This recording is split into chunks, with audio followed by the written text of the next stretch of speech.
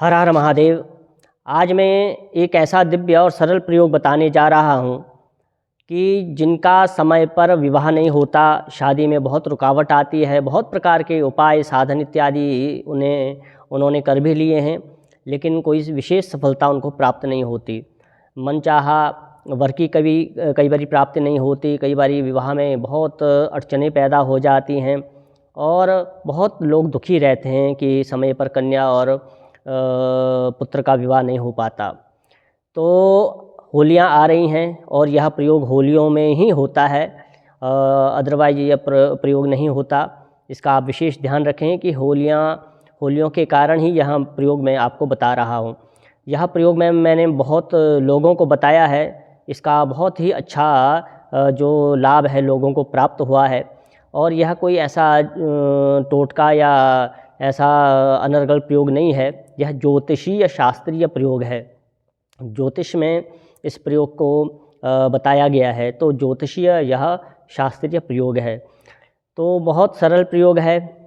होलियाँ आ ही रही हैं तो मेरे मन में विचार हुआ, क्योंकि हमारे पास अक्सर लोग अपने प्रश्न को लेके आते हैं, बहुत चिंतित रहते हैं कि बच्चों का समय पर विवाह नहीं होना, तो चिंता की बात तो है ही। तो आज मैं आपको बहुत सरल और दिव्य और बहुत ही प्रामाणिक एक प्रयोग बता रहा हूँ। अब इसको आप ध्यान से सुनें।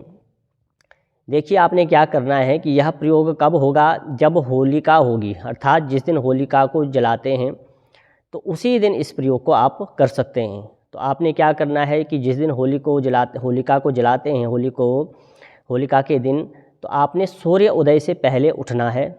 सूर्य उदय से पहले उठने के बाद स्नान इत्यादि से निवृत्त हो जाएं और स्वच्छ वस्त्र धारण करें।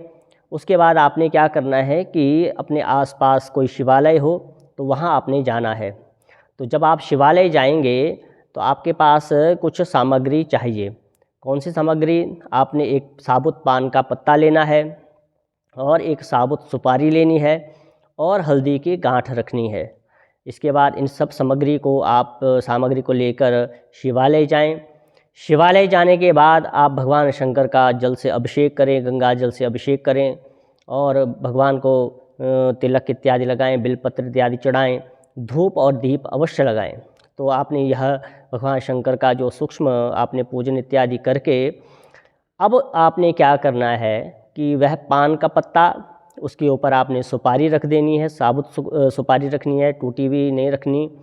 तो वह सुपारी रखें और उस हल्दी की गांठ को भी उस पान के पत्ते के ऊपर आप रख लें। उसके बाद उसको हाथ में ऐसे पकड़ें।